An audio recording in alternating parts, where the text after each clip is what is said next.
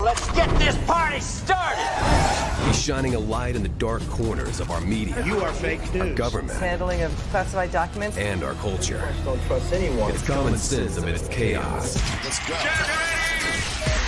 Ladies and gentlemen, please welcome. Here's your host, Ike Wingate.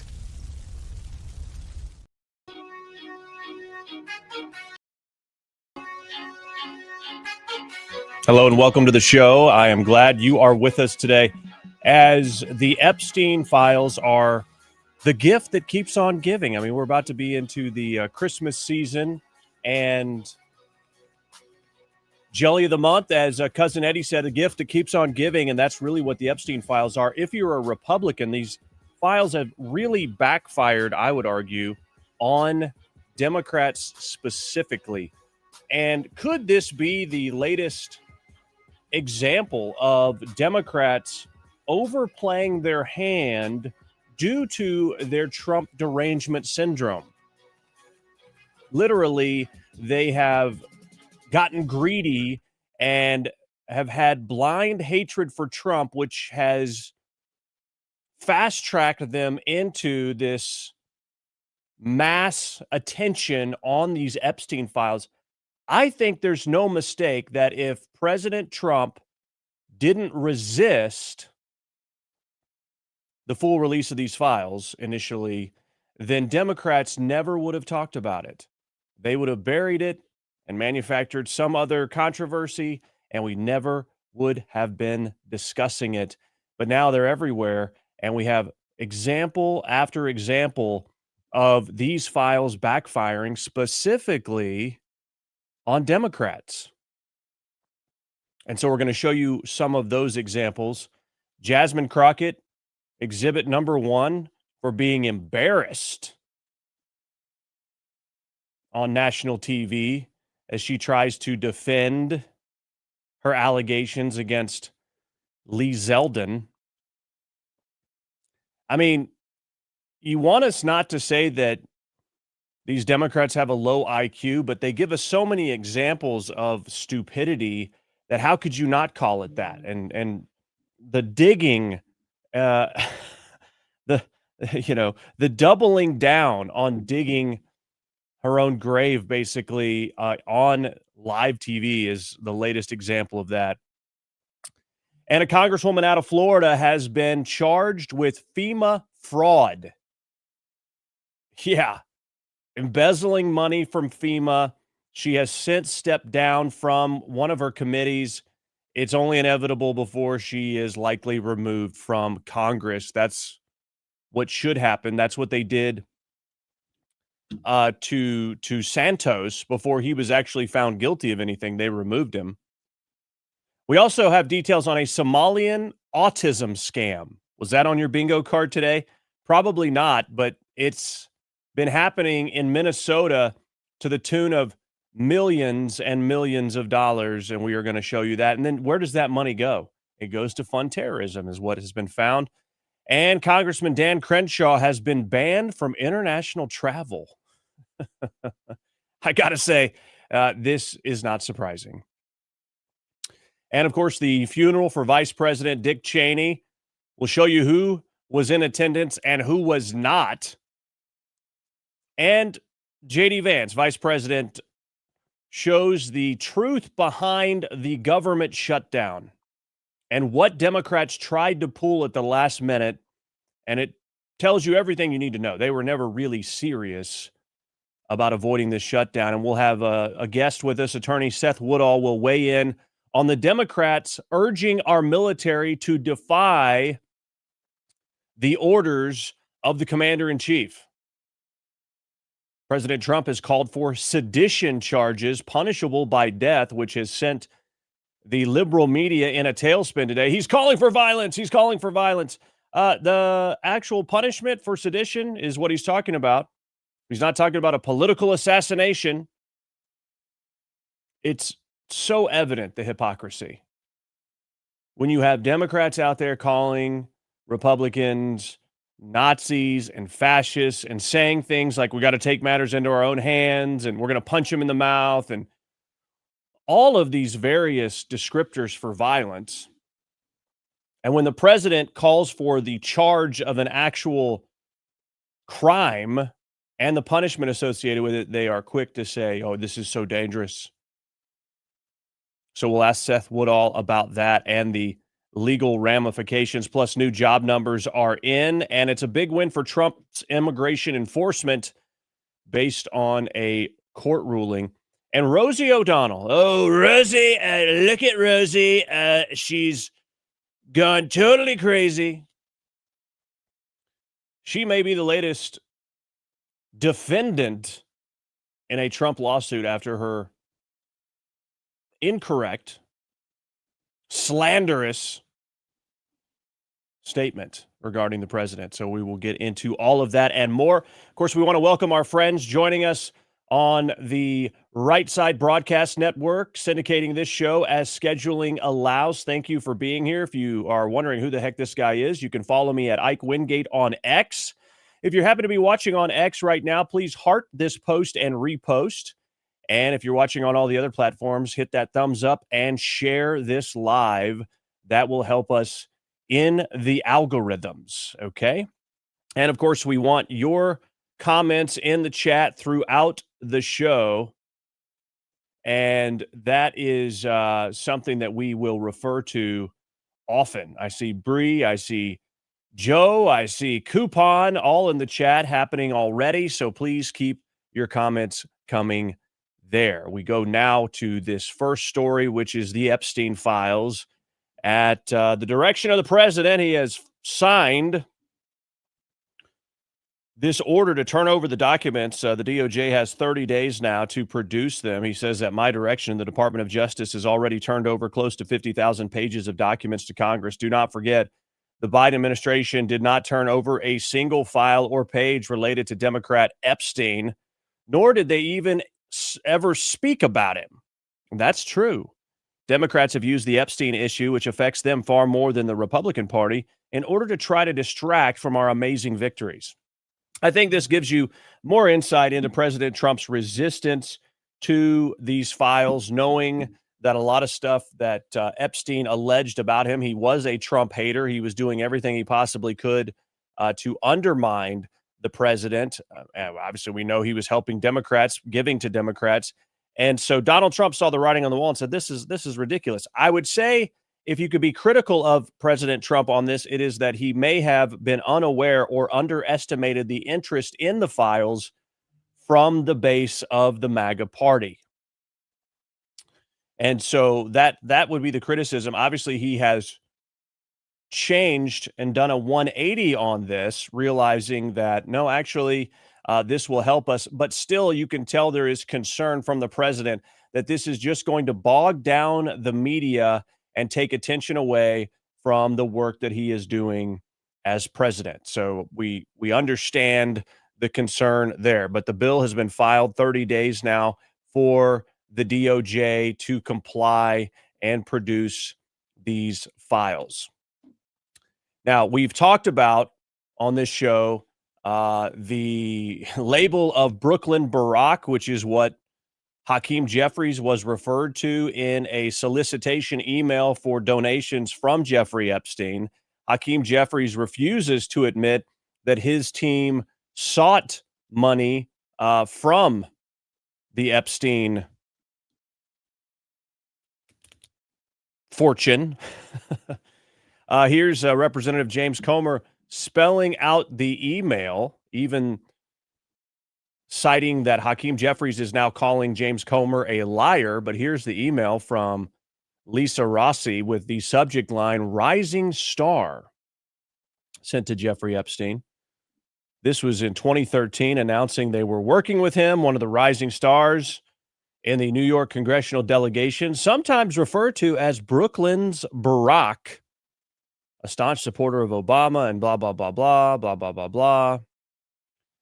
We are encouraging his friends to participate in this fundraising dinner with Obama this coming Monday night.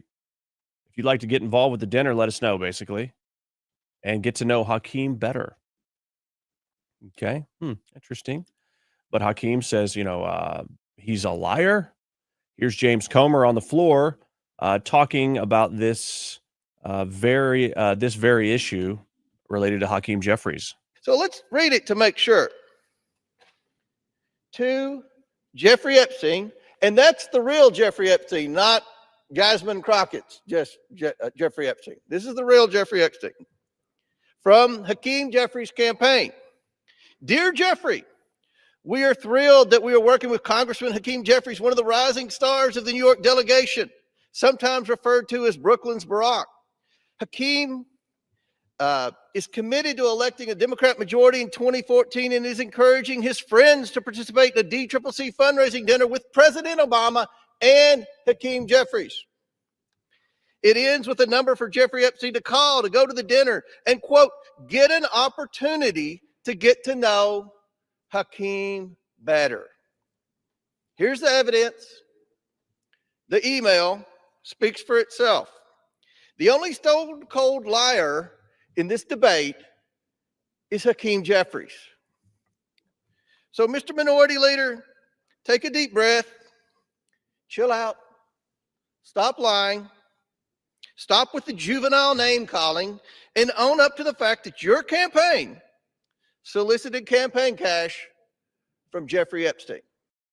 Okay, so the record continues to be a problem for Democrats, and this is not faring well for Hakeem Jeffries, who was asked about Stacey Plaskett, the congresswoman from the U.S. Virgin Islands, who was texting back and forth with Jeffrey Epstein during a hearing while he coached her, mind you. And, he's saying, I haven't had a conversation with her, and then reveals I did have a private conversation with her. I mean, none of it is adding up. Okay. They've been exposed, and it makes you wonder, again, were Democrats so blinded by their hatred for Trump, they thought they could spin this and spin this and spin this in a way that would be negative for him, and overlook the fact that they are mentioned all throughout these files. Now, we refer now to what Congressman Comer was referencing there as the real Jeffrey Epstein related to Jasmine Crockett.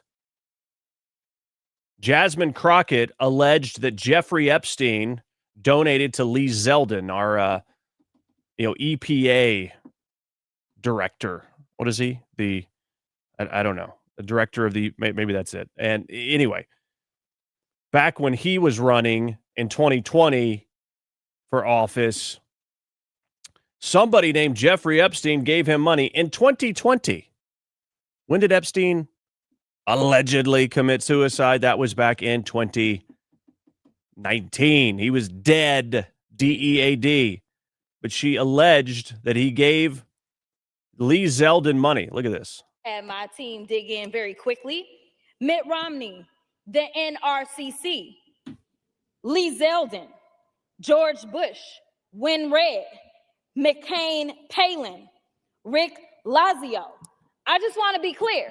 If this is the standard that we're going to make, just know we're going to expose it all. And just know that the FEC filings, they are available for everybody to review. This is absolutely ridiculous. Okay, they're available for everybody to review. And if this is going to be the stand we're going to take, please, that's not how you talk. We've heard you talk. And this is only when you have to put on the code switch for everybody. Jeffrey Epstein was a doctor that had the same name, not the guy, but this is the crack team that she has doing research and what they've come up with. And it couldn't be further from the truth. And CNN asked Jasmine about it, and watch the spin. I believe that Jeffrey Epstein. Okay, that's the wrong clip. Hold on. That's Stacey Plaskett. We'll get the Jasmine. Here we go. Here's the Jasmine Crockett clip as she is speaking with Caitlin Collins on CNN regarding this major faux pas, this major error that just makes her look really dumb. defense over Jeffrey Epstein is Stacey Plaskett. She Yeah. represents the Virgin Islands. She was texting with Jeffrey Epstein the day of Michael Cohen's hearing. Her questions pretty closely followed the text messages between the two of them to ask about Rona Graff, Trump's longtime assistant. You were defending her today or in recent days, yesterday, and you talked about Republicans taking money from a Jeffrey Epstein. Here's what you said.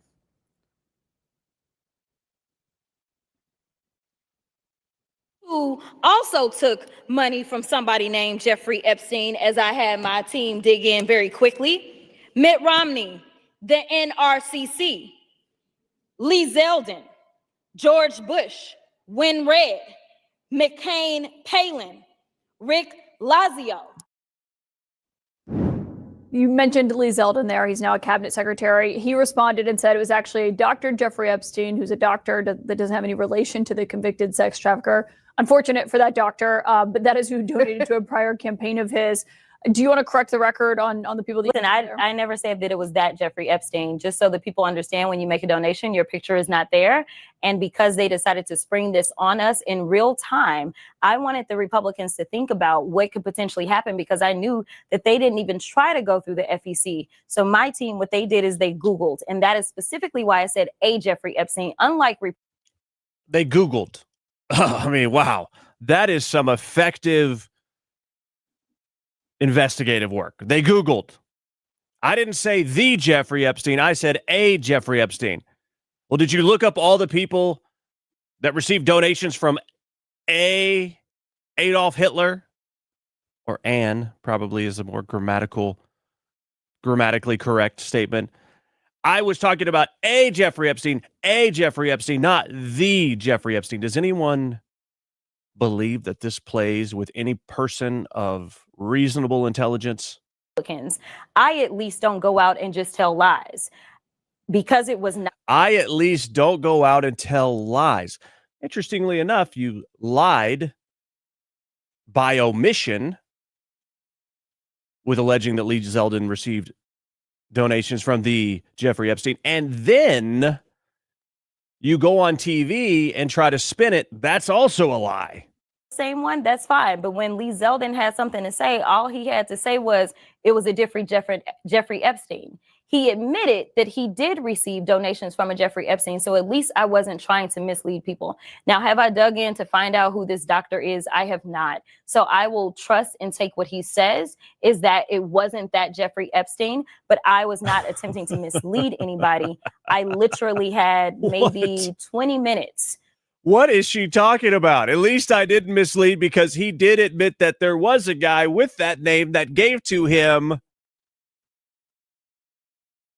I mean, this is like the scene. I don't know if you ever watched the Chappelle Show, where Rick James says, I didn't just go into the Eddie Murphy brothers' house and put my dirty cowboy boots on their couch. I didn't do that. And then literally 2 seconds later, he said, yeah, I did that. It's like, wait, what? What are you talking about? Before I had to do that debate. Yeah, but people might see that and say, well, you're trying to make it sound like he took money from I did not know. a registered sex offender. No, but I literally did not know. We know you didn't know. That's not a good defense. You rushed into this, made the allegation, it was wrong and false, and then instead of saying we got it wrong, you're doubling down and trying to make yourself look like the victim here and the victor over exposing Lee Zeldin and another guy named Jeffrey Epstein. You search FEC files, and that's what I had my team to do. I texted them and I said, listen, we're going up. They are saying that she took donations. Right, but someone might say, well, your team should have done the homework to make sure it wasn't the convicted sex trafficker. Ding, ding, ding, ding, ding, ding, ding. Maybe before you go out in front of America in Congress on the floor and make allegations, maybe you do a little bit more work. 20 minutes, you could not find that out, not from just doing a quick search on FEC. So number one, I made sure that I was clear that it was a Jeffrey Epstein, but I never said that it was specifically that Jeffrey Epstein. Okay. My gosh. I mean, if somebody drew this clip up for SNL, would you question it at all? I mean, it would be hilarious. It's like President Clinton's statement. It depends on what your hold on, let me get the voice. I tell you what, it depends on what your definition of is. I knew that we would need more time to really dig in. Well, Stacey Plaskett was texting the Jeffrey Epstein that we're all talking about. You voted against the censure for her to remove her from her committees. You know, we pressed the minority leader, Hakeem Jeffries, on this last night. Maybe you don't think she should be removed from her committees. But why do so many Democrats seem unwilling to say it's inappropriate to be texting with a registered sex offender about what you're going to ask a witness at a congressional hearing? So I'm not going to necessarily say that that's the case. Now, this is somebody that was a former prosecutor. Now, I'm not going to say that's the case, that it was inappropriate for a member of Congress to be coached during a hearing by a known pedophile. I'm not going to say that's wrong. Sat down and talked about all the specifics of why Stacey was doing what she was doing. I know that when she got up and she spoke, she talked about the fact that this was one of her constituents. At the end of the day, what I know of prosecutors is that they are typically talking to co-defendants. They are typically talking to the people that have the best information. And what you had was you had the former attorney for the president that was sitting there. And honestly, we knew, or she knew, or at least Jeffrey Epstein presented that he was very cozy with the president. He had more information, registered sex offender or not. The bigger question is, why is it that the president was so cozy with a registered sex offender even after he ultimately ended up with some of his convictions? And seemingly he had absolutely been on the plane with him. We know about the birthday card. Seemingly, he has absolutely been on the plane with him. Do we know that? I don't think we know that. And then the birthday card, which has been vehemently denied, The question is, which is totally ridiculous, but just throwing out allegations after allegation after allegation. the president of the United States, not the one that is in the hot seat for his relationship, instead of us saying, oh, you know what, we're going to take her off of her committee because he decided to text her. Stacey didn't initiate that chain. Jeffrey initiated that chain, and she took the information. Just like if somebody texts me. Yeah, but she was responding and saying, you know, what are you talking about? Quick, I'm up next. And then her questions were about Rona. But do you think that was inappropriate? I mean, would you text with someone who is a registered sex offender about what you should ask? I honestly know that he had never been convicted of any federal crimes at that time. But he had been in jail already. He had been got in a jail. plea deal. And my deal is this. I mean, look at this whataboutism. Look at this spin. As somebody posted in the chat here, Dave says we need waiters for this one, right? We need waiters because there's so much crap being peddled here. It's utterly insane. Are constantly texting with a 34-count convicted felon. So if it's okay for them to text him at any point in time, then I'm not going to say that that's right or wrong, especially to the extent that you're talking about kicking someone off their committee. Were they sexting? Was it a matter of her being involved in the pedophilia? No, it was nothing like that. She was trying to understand. Let's say Jeffrey Epstein said, you know what? I have these pictures, these salacious pictures, because I know that the president got down and did these things. Do you think that it would be inappropriate for her to ask about those things if he said he had personal knowledge? I think the context matters, but obviously it seemed like he was helping her. But I do want to ask. Yeah, the context matters. Without a doubt, it matters. It matters a lot. It's kind of a big part of this in that you have a member of Congress going back and forth with this convicted sex offender. And Jasmine Crockett, surprisingly being questioned by Caitlin Collins about this, is spinning up a giant turd. I mean, what other way can you describe it? I mean, this sort of moral relativism, and this is, again, exposing so many of the Democrats as being just straight up hypocrites. Now, let's talk about Plaskett. She finally comments on this Jeffrey Epstein texting situation with CNN. Here we go. I believe that Jeffrey Epstein had information, and I was going to get information to get at the truth. Having a friendship with him is not something that I would deem to have. And so I'm just looking forward. I'm moving forward.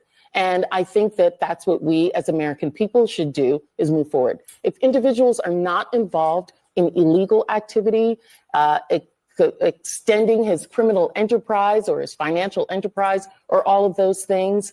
I think that we need to look at what people are doing moving forward.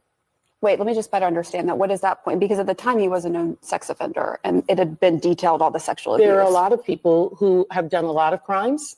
And as a prosecutor, you get information from people where you can. Okay. That's what it's about. Okay. Gotcha.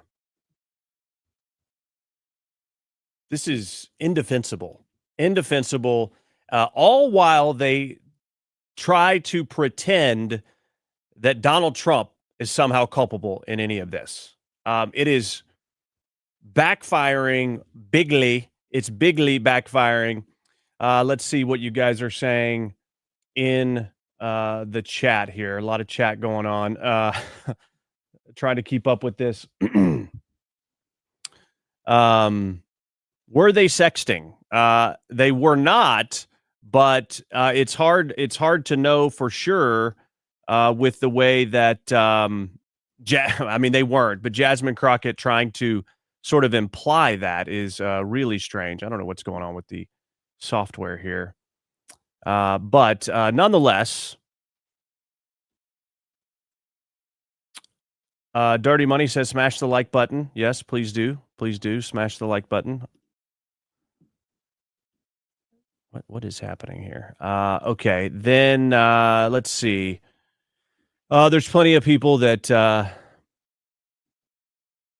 here we go. Mostly Penny. They moved the goalpost from sex offender to regular felon. See what she did there? Yeah, exactly. And lots of just another Democrat liar, Adam says. Gaetano says, Martha, get my boots. The BS is getting thick.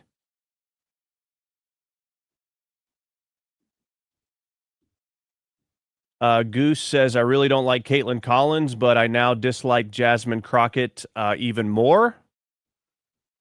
Okay, so it's, yeah, and we got some Charlie Murphy, Dave Chappelle show references going on as well. Goose says cocaine is a heck of a drug.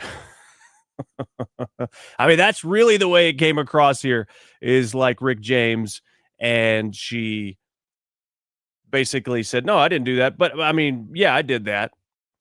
Here's an inconvenient truth for Democrats as well. Newly released campaign finance records show that from 1990 to 2018, Jeffrey Epstein directed about 89% of his political donations to who?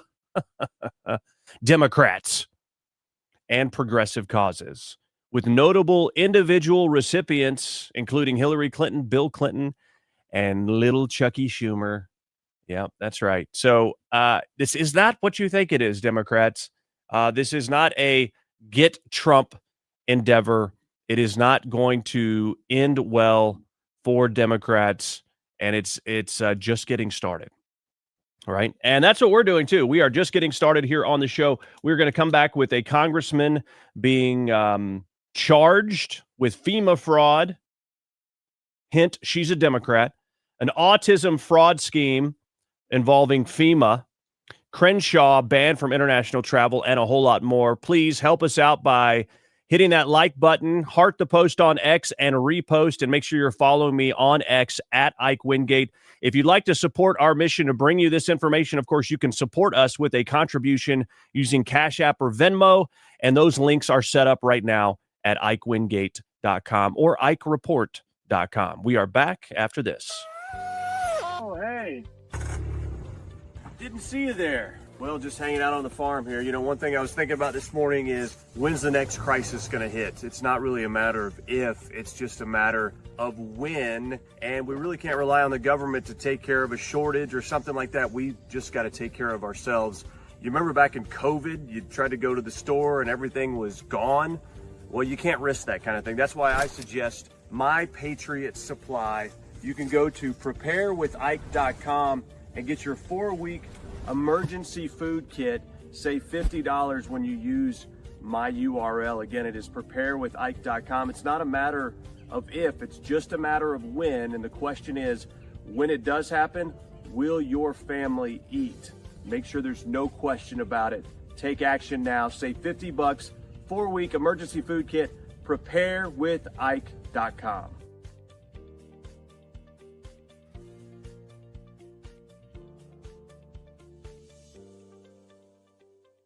Fourscore and 7 years ago, there used to be men in this country.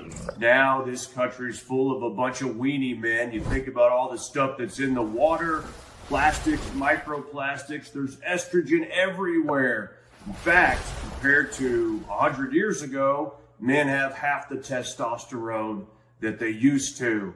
Look, it's not like getting shot in the back of the head. All you need to do is take chalk once every day, and you can boost your testosterone for fun things that require your energy, like working out or playing sports or actually spending time with your kids. I wish I could do that, but I can't because I'm dead. But if I were alive, I would take chalk. The Patriots said chalk combine the most powerful herbal extracts, so it's all natural, giving you that lift that you need.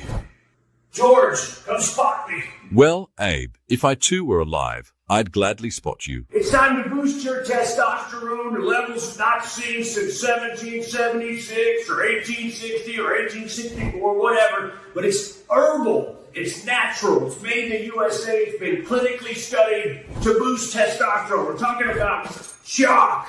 Okay? Stop being all weird with this trends and everything else. We didn't have that back in my day. We had real men. It's time to get boosted back to those levels when men were men and women were women and there wasn't anything in between. Right, Mary? Yes, Lincoln. That's right. Get chalk. IkeWingate.com. Get chalk. If you want to be like me, get chalk. Except for the dead part. Okay. IkeWingate.com.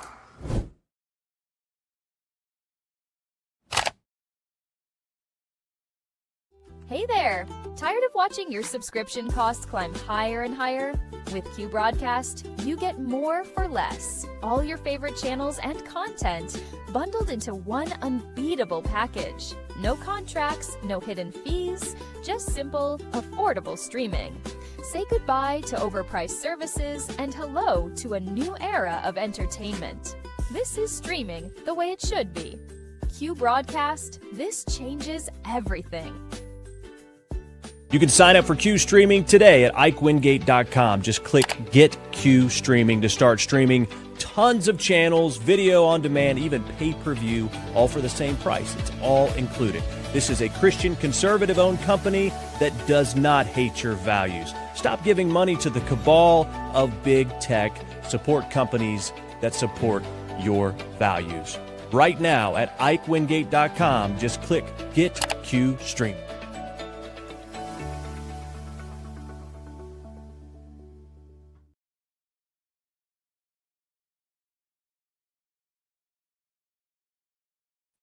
Of course, we want to say thank you to those joining us on the Right Side Broadcast Network. If you are new to the show, of course, check me out on X at Ike Wingate and help us in the algorithm. Hit that thumbs up or heart the post on X. But whatever platform you're watching on, please repost and share. That would be greatly appreciated. All right. So the DOJ has charged Congresswoman Sheila Phyllis McCormick out of Florida with stealing $5 million in FEMA funds meant for disaster relief. If convicted, she faces 53 years in federal prison. And so what did she do? Allegedly, she stole FEMA money to fund her congressional campaign. That's the allegation in this indictment. A federal grand jury in Miami returned the indictment charging Sheila Phyllis McCormick and several co-defendants with stealing federal disaster funds. I mean, these were funds meant to help people that's lives were destroyed. Now, we also know through FEMA, they were discriminating against helping houses with American flags and Trump flags under the Biden administration. And then we have a Democrat congresswoman laundering, or I should say, stealing and laundering this money, using the money to support her 2021 congressional campaign. According to the indictment, she, along with her brother, Edwin Sherfilis, worked through their family health care company on a FEMA-funded COVID-19 vaccination staffing contract. The company received an overpayment of $5 million in FEMA funds. The indictment alleges they conspired to steal that money, and prosecutors allege that a substantial portion was used for candidate contributions. Apparently, they arranged the funding using straw donors, funneling other monies from the FEMA-funded COVID-19 contract. So we know that she has been stripped of at least one committee assignment, and it's only a matter of time here where she will likely be expelled from Congress. Mike Johnson, of course, needs to do the right thing. I mean, they did that to George Santos for far less. And so once again, we see fraud using taxpayer money that was earmarked or set aside for something completely different. And it's no wonder they ran Elon Musk out of there when Doge was uncovering so much waste, fraud, and abuse. That's the bizarre thing. And so we see FEMA funds being stolen here. And we also see in Minnesota another example of fraud related to autism. Somalian immigrant communities in Minnesota were overdiagnosing their own kids with autism so that they can funnel billions of Medicaid dollars back to terrorist cells in Somalia. U.S. Attorney's Office press release made clear the alleged autism fraud scheme extended to a wide network of people intended to drive up enrollment. Hassan and her partners paid monthly cash kickback payments to the parents of children who enrolled. These kickback payments ranged from approximately $300 to $1,500 a month per child, contingent upon the services that DHS provided. The higher the authorization amount, the higher the kickback. Often parents threatened to leave and take their children to other autism centers if they did not get paid higher kickbacks. Autism claims to Medicaid in Minnesota have skyrocketed in recent years, from $3 million in 2018 to $54 million in 2019, $77 million in 2020, $183 million in 2021, $279 million in 2022, and $399 million in 2023. Meanwhile, the number of autism providers in the state spiked from 41 to 328 over the same period. Is it because there's more autism? Probably not. With many in the Somali community establishing their own autism treatment centers, citing the need for culturally appropriate programming. By the time the fraud scheme was exposed, 1 in 16 Somali 4-year-olds in the state had reportedly been diagnosed with autism, a rate more than triple the state average. So we have this Somali fraud ring in America stealing millions, if not billions, in taxpayer funds, then funneling it back over to Al-Shabaab, Islamist terrorists back home.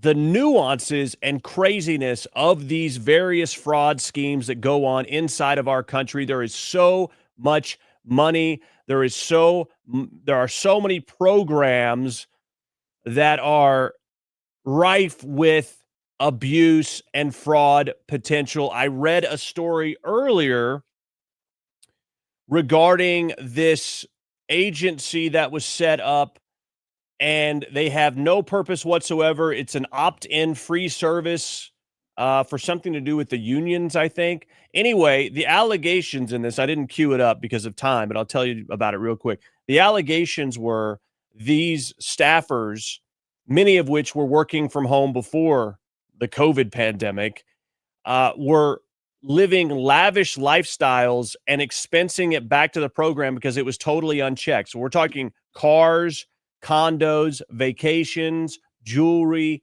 paintings, just an incredible amount of fraud.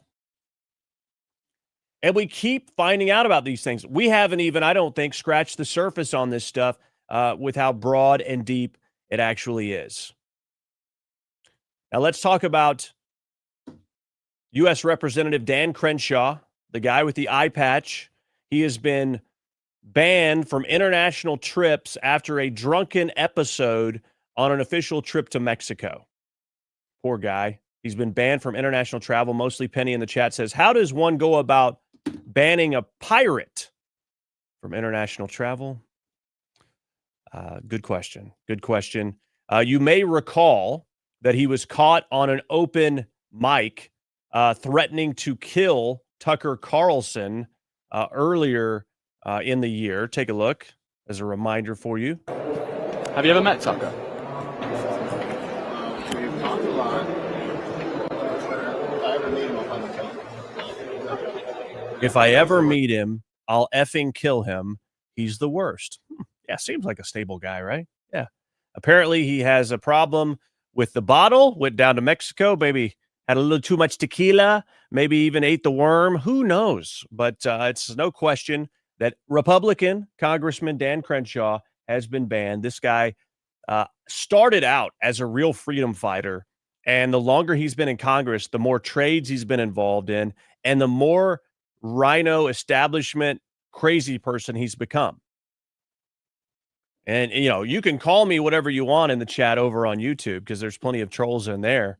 But we call out both sides no matter what to keep people honest and with integrity.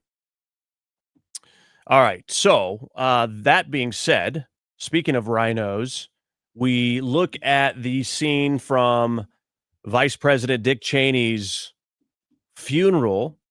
Apparently, the allegation is that President Trump and J.D. Vance were not invited. They were not there, whether they weren't invited or chose not to. But the rest of the uniparty was there.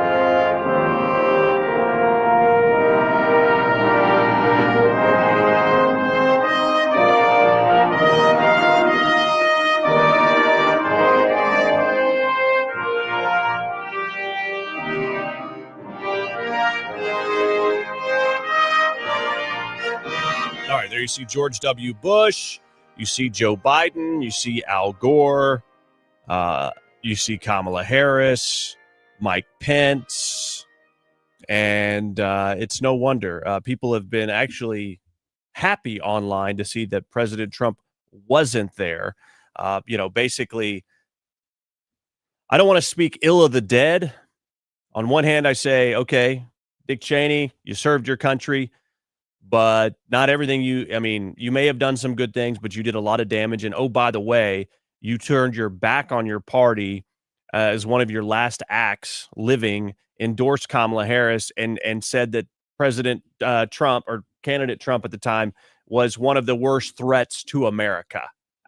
So I'm not really shedding any tears when it comes to Dick Cheney. But nonetheless, we see the scene there. Not only those people, but, oh, look, there's Dr. Fauci. Dr. Fauci in the crowd at the funeral right here. And he's sitting right next to Rachel Maddow. How about that? Rachel Maddow in the crowd. Interesting. These are the people that Dick Cheney was chummy with. Of course, James Carville there as well. That's no surprise. So, it's all about the company you keep, my friends. I think there's something to that. Let's look at a couple of your comments here. I saw one. Bree says Crenshaw is awful. I had high hopes for him in the beginning. Yeah, what happens to these people?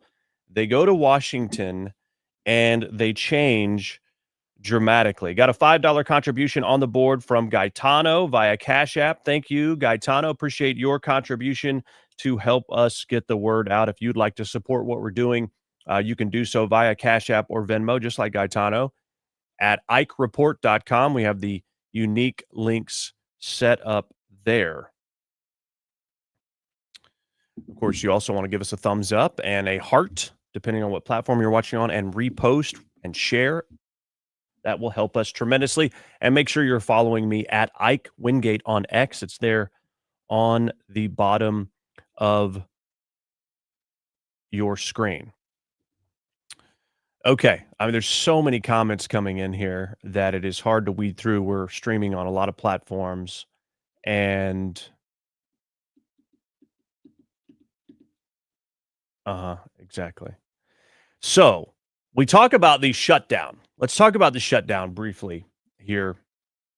I'm trying to stay on time. We are going to be joined by attorney Seth Woodall coming up regarding the Democrats urging the military to defy their orders. They haven't said specifically what those orders are.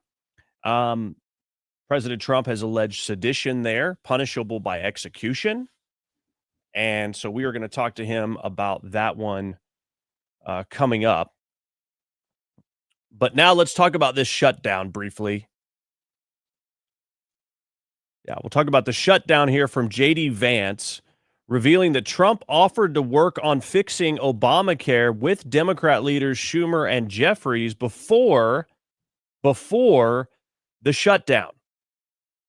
Apparently, they were caught off guard by that answer, and their demand to prevent the shutdown was to fix the whole system in just 3 days.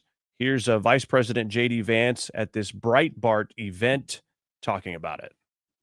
We got to the serious stuff, and they said, we really want to address the healthcare problem confronting the American people. The president said, well, absolutely. We agree. We want to address the healthcare problem confronting the American people. In fact, you people screwed it up with Obamacare, the Unaffordable Care Act, and now you're coming to us saying, let's fix it. Great. Let's fix it. And then they said, I think they were kind of caught off guard, and they're like, well, but we want the fix before we're willing to open up the government. And the president was like, that's like 3 days from now. You want us to fix American healthcare in the next 3 days, and unless you do it, you're going to shut down the government. How about we open up the government and then work together to fix American healthcare? And of course, we know the history. They rejected it. They shut down the government. But I don't want to get ahead of the president, Matt, because we had a very, very good meeting in the Oval Office yesterday. I think that we have a great healthcare plan coming together. I think that it's going to get Republican and Democrat support. That's interesting. A great healthcare plan that is coming together. It'll be interesting to see what that is. But before we really talk about that, let's key in on what the vice president said, and that is the Democrats basically lobbed this grenade at the president 3 days before the shutdown, trying to hold the government and the American people hostage by wanting President Trump to pull a rabbit out of his hat and fix the healthcare system in 3 days. Impossible. And so it never really was about what they said it was about, which, by the way, the Obamacare subsidies expiring at the end of this year, you know who set that date? Democrats. Democrats are the one who voted for an expiration of these subsidies at the end of 2025 when they signed the Obamacare legislation, the Affordable Care Act. Not one Republican voted for it. So they created this problem. Then they tried to make it Trump's problem and the Republicans' problem, but that backfired on them in a major way. And we now see through the inner workings of those conversations prior to the shutdown that Schumer and Jeffries were never really serious. Impossible to fix the healthcare system in 3 days. Don't you think they should have been working on that like 45 days prior to the expiration of funding if they really wanted to do it? No, they just go in there and drop that bomb right then. So it never really was about the subsidies. It never really was about fixing healthcare. It was only about trying to get Trump. And you could argue some of it was effective when it relates to the elections in Virginia, possibly. I mean, Democrats were supposed to win in Virginia and New Jersey. You could argue the margins were higher than expected. And I would say, yeah, I think that's true. Higher than I thought. But not a surprise that these people won. The big surprise was how many people voted for Jay Jones, a guy who threatened to kill somebody and his kids, and Democrats in Virginia still voted for him. That's insane. That is insane. But otherwise, the shutdown backfired, and you had these Democrat senators that came in and fixed it. Oh, wait a minute. What? So you could have fixed it this entire time? I mean, Tim Kaine, senator from Virginia, said, I didn't realize, how dug in they were on this or that, and we had to get the government back open. Yeah. You think so? So it basically solidified and sealed that Democrats owned the shutdown. And what did they do after a day and a half of negative press? They said, we got to release the Epstein Files. Right? And then we've been talking about that ever since. So have we been talking about the shutdown? No, it's like the shutdown happened, 10 years ago. So you see what they're doing. They're playing with your emotions, Democrats. That's what they're doing. Of course, Vice President Vance, they're saying that they've come up with some kind of plan. You like your doctor? Get your keeper plan. You get to keep the plan. Yep. You like your doctor? You keep your plan. That's what Obama said. We'll see what this plan is. But nonetheless, it is no surprise that it is Obamacare has caused premiums to go way up. It's been a disaster. It was predicted to be a disaster. And of course, President Trump has to ride in on his big, beautiful white horse and save the day. Okay, that's what I'm going to do. Okay, I'm going to save it. It's going to be so good. It's going to be better than it's ever been. And Democrats will find some way to say that, Trump ruined healthcare. Let's call it Trump care. That'll drive Democrats crazy. Huh? I'd say so. All right. So we will wait and see what happens with this new healthcare plan. That'll be very interesting to see once that finally comes out. All right, we're going to talk about these Democrats who made this video urging the military to defy their orders. President Trump has responded. It's created a lot of question around sedition and the like, and we are going to talk to attorney Seth Woodall about that when we come back. Okay. The other thing I need to ask you to do is to smash that thumbs up button, to heart the post and on X, and of course follow me on X at Ike Wingate, and also share the live, repost. Those kind of things help us in the algorithm. If you'd like to support our mission and just cover our cost to bring you this content, and I've never taken a dime, by the way, you can do so via Cash App or Venmo at IkeReport.com. $5, $10, $20, IkeReport.com. And we are back right after this. Oh, hey. Didn't see you there. Well, just hanging out on the farm here. One thing I was thinking about this morning is, when's the next crisis going to hit? It's not really a matter of if, it's just a matter of when. And we really can't rely on the government to take care of a shortage or something like that. We just got to take care of ourselves. You remember back in COVID, you tried to go to the store and everything was gone? Well, you can't risk that kind of thing. That's why I suggest My Patriot Supply. You can go to preparewithike.com and get your 4-week emergency food kit. Save $50 when you use my URL. Again, it is preparewithike.com. It's not a matter of if, it's just a matter of when. And the question is, when it does happen, will your family eat? Make sure there's no question about it. Take action now. Save $50, 4-week emergency food kit. Preparewithike.com.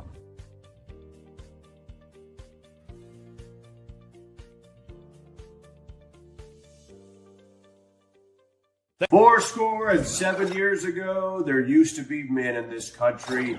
Now this country's full of a bunch of weenie men. You think about all the stuff that's in the water, plastics, microplastics, there's estrogen everywhere. In fact, compared to 100 years ago, men have half the testosterone that they used to.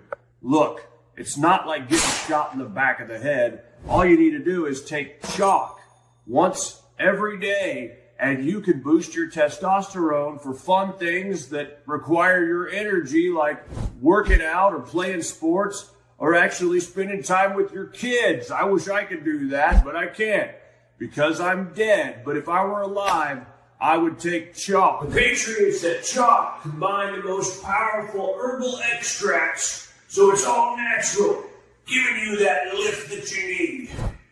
George, come spot me. Well, Abe, if I too were alive, I'd gladly spot you. It's time to boost your testosterone to levels not seen since 1776 or 1860 or 1864, whatever. But it's herbal. It's natural. It's made in the USA. It's been clinically studied to boost testosterone. We're talking about chalk.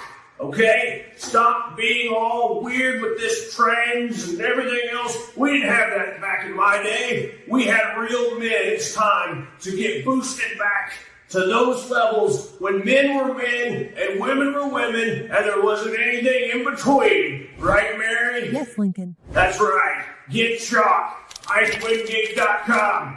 Get chalk. If you want to be like me, get chalk. Except for the dead part. Okay. IkeWingate.com.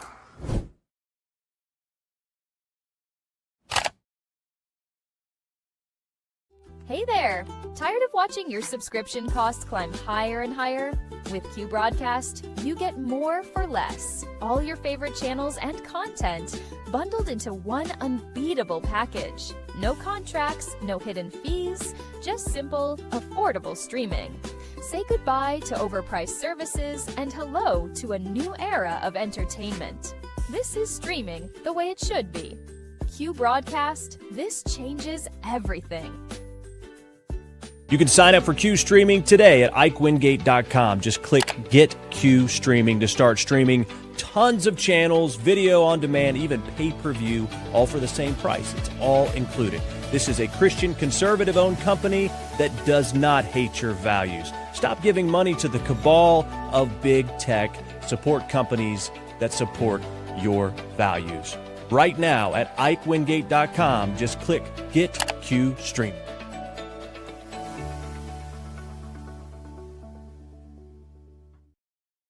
All right, welcome back in. This is the Ike Wingate Show. I am glad you are with us today. Of course, we want to say hello to our friends now carrying the show on Right Side Broadcasting. Right Side Broadcasting. It is great to have you all with us. We will be bringing you the show on Right Side as scheduling allows. And so great to have you with us. Make sure you're following me on X at Ike Wingate.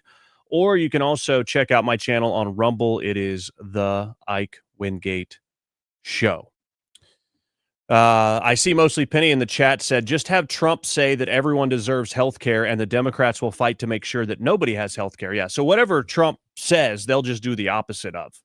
I mean, it's worked time and time again. As we've talked about, these Epstein Files were a prime example of that, right? All right, so we're going to be joined here momentarily by Seth Woodall from Woodall and Associates. The issue that we're talking about here relates to these elected Democrats creating this video encouraging members of the military to commit treason and defy orders from Trump and Hegseth, our Secretary of War. They don't specifically say which orders. But here's the video that's causing so much controversy. Take a look. Senator Alyssa Slotkin. Senator Mark Kelly. Representative Chris DeLuzio. Congresswoman Maggie Goodlander. Representative Chrissy Houlihan. Congressman Jason Crow. I was a captain in the United States Navy. Former CIA officer. Former Navy. Former paratrooper and Army Ranger. Former intelligence officer. Former Air Force. We want to speak directly to members of the military and the intelligence community who take risks each day to keep Americans safe. We know you are under enormous stress and pressure right now. Americans trust their military. But that trust is at risk. This administration is pitting our uniformed military.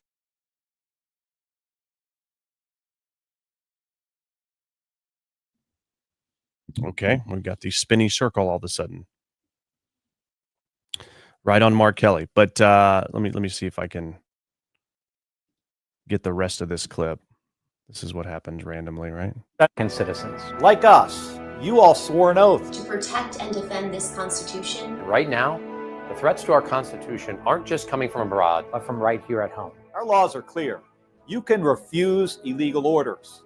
You can refuse illegal orders. You must refuse illegal orders. No one has to carry out orders that violate the law or our Constitution. We know this is hard and that it's a difficult time to be a public servant. But whether you're serving in the CIA, the Army, our Navy, the Air Force, your vigilance is critical. And know that we have your back. Because now, more than ever, the American people need you. We need you to stand up for our laws, our Constitution, and who we are as Americans. Don't give up. Don't give up. Don't give up. Don't give up the ship. Unreal, right? We have gone past the point of no return when you have elected officials urging our servicemen and women to defy orders from the president. Of course, the president does not like this. He says this is really bad and dangerous to our country. Their words cannot be allowed to stand. Seditious behavior from traitors. Lock them up, question mark, question mark, question mark. Calling it seditious behavior at the highest levels. Each one of these traitors to our country should be arrested and put on trial. Their words cannot be allowed to stand. We don't have a country anymore. An example must be set. I guess we didn't mark it, but there's another post from President Trump saying this is punishable by execution. Okay, and then we have a couple other people chiming in. Of course, Hakeem Jeffries saying that Donald Trump should keep his reckless mouth shut. Talking about January 6th, of course, right? I mean, think about what they charged the J6ers with. Did they encourage people to defy the orders of the president of the United States? Andy McCarthy is chiming in saying there's no insurrection or sedition without the use of force. Disobeying a lawful order is insubordination, not insurrection or sedition. Disobeying an unlawful order is required. So basically saying they're supposed to disobey unlawful orders, and without the use of force, this isn't insurrection or sedition. It is rather insubordination. Okay, well, let's ask somebody who knows about this. We're talking to attorney Seth Woodall from Seth Woodall and Associates. Thanks for joining us again today, sir. We appreciate you being here. Nice to be here, Ike. Hope you're doing well. Thank you, sir. I am. And it is interesting to see where we are at today, where we have elected Democrats calling for our military to defy the orders of the commander-in-chief. What do you make of these comments? What's your initial reaction to seeing that video? You know, it's unfortunate, but I can't say that I'm surprised given the nature of how the Democrats and liberals have acted over the last couple of years. It's sad. It's sad to see that our elected officials who should be leaders are basically inciting rebellious behavior within the military. So I think it's sad. I think President Trump is right. This is going to be catastrophic if we start having individuals at the military level within the military start rebelling against orders of the president. Now, the president is the commander-in-chief. He commands all of the military in the United States. And these Democratic leaders should not be trying to incite rebellion within the military because it's going to be catastrophic. Yeah, to your point, where does it go from here? Because you have elected officials calling for disobeying the orders of the president. Then what's next? I mean, if this is allowed to go unchecked, what could you see happening from here as a next domino, or down the line if this behavior doesn't achieve or doesn't receive some level of accountability? Well, this is a slippery slope that we do not need to go down as a nation. So when you start having military personnel rebel against orders of the United States president, it's just going to be one domino after the other. So we're seeing already here that citizens in North Carolina, we have immigration had landed here and ICE agents in North Carolina here this past weekend, and they're making arrests, and their attempts are to try to arrest illegal immigrants who are dangerous to our community. And so we see citizens already trying to put up rebellion against the immigration. And I think very easily we could see Democratic leaders start saying, hey, do not cooperate with ICE, interfere with ICE. So I think, that's just one example when you ask, what could I see? I think that's one example. But it's untold. If it goes unchecked and there's no accountability, then I think it's a very dangerous place that we'll find ourselves as a nation. But you showed just a few minutes ago, Donald Trump has sent out a couple of tweets. He's obviously very angry about what is happening. And I think that he, through the Department of Justice, will do everything in his power within the lawful orders of the Department of Justice to try to hold individuals accountable that try to incite rebellion or this behavior within the United States of America. And I think that's what we need we need leaders to be held accountable. They need to listen to the commander in chief. They need to accept their orders and do what's best for this nation.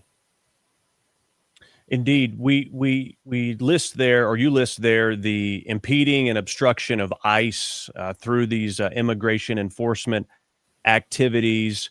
And of course, the only reason we're having to see ICE in our cities is because of the mass illegal immigration that was allowed and orchestrated, I would argue, under the Biden administration to happen. When things get out of control, it seems the only logical response has to be a swift response and a severe response. Otherwise, you're not able to deter future bad actors. And I think that's what you're saying when it comes to, calling for people to disobey and defy in the military the president's orders. Do I have that correct? Am I seeing that appropriately? That's exactly what I'm saying. So I think we do need a swift response from the president. I think he's probably working on that as we speak. But we cannot have any defiance of his orders to the military, because that creates a public safety concern. That is, their primary objective is to keep our United States safe and to protect our citizens. And as soon as you get rebellion within the military, the catastrophic effects could be insurmountable. It seems like a real deflection of responsibility from these elected Democrats. So rather than fighting against President Trump's policies in the public square and through, debate and presenting their argument from a law standpoint and how we ought to address this, it's as if they are trying to entrap or make our military members, or put the responsibility on them to defy orders, rather than themselves as lawmakers, the ones who are, if they want to see something different happen, they're the ones that should be taking that into their own hands, right? Rather than putting it on these service members who a lot of times they're young families. They don't make a lot of money, but they're asking them to destroy their career and any possibility for a future, rather than take the responsibility. Does this surprise you at all when it comes to where we've come to in America? No, I mean, we've seen the Democrats over the last couple of years. They'll do anything, and they have tried to fight Trump at the judicial level. We've seen over the last several months, there's been temporary restraining order after temporary restraining order entered in federal district courts, just trying to stop him from implementing his policy. Overall, most of those have been shot down by the higher courts. So the Democrats see that legally he is succeeding in most of his policy efforts. So they got to move to other less traditional methods of trying to stop him. And unfortunately, they're not having any luck at the judicial level. As far as public opinion, I think, the people spoke last November when they elected Donald Trump. I think the average person, the majority of the individuals in this country believe that his policies are going to make us safer. It's going to make our economy better.